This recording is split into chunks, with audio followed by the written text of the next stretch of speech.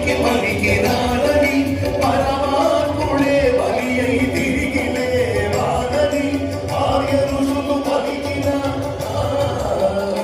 వేద సత్యం యేసులో నెరవేరుగా.